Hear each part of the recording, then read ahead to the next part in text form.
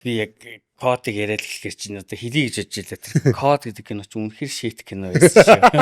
Тэд одоо анхны л юм л да. Үнэхээр төрөөс ш код гэхаар нь юу хэл захтай жинхэнэ шийт кино байсан шүү. Тий. Яг хөө тэгэл уран бүтээлчгүй анхны бүтээл гэдгээрээ тэгэл.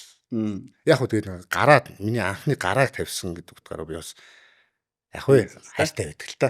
Бүтээлтэй. Хүмүүсийн хайртай киног шийтээр зодчихсан. Надад сайхан байдаг юм уу? Код гэж кино байна. За 31 дэх өдргээд бас нэг шийт кино байна.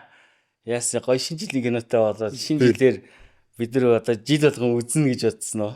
Яг хөө хийх болсон шалтгаан нь би нэг 14 онд анхны бүтээл ээжсэн 24 он гээд нэг 10 жил болсон. Тэгээд яг энийгээ тохиолдуулаад бас нэг хамаагүй IPTV гэж хамаагүй нэг юм хийгээл хийсэн. Манай сүүлийн шинэ жилийн кинонууд бүр хитрхи шинэ жилэг байгаа байхгүй юу? Бүр эхнээсээ дуустал 0 шинэ жил тэгээд 0 ганган хүмүүс тэгээд нэг юм амар аяар зодоол эсвэл постэр харахаар бүр амар гэлцэл бүр эсвэл намайг л шинэ жилийн кино бишгээ хэлж өгсөн шиг тий.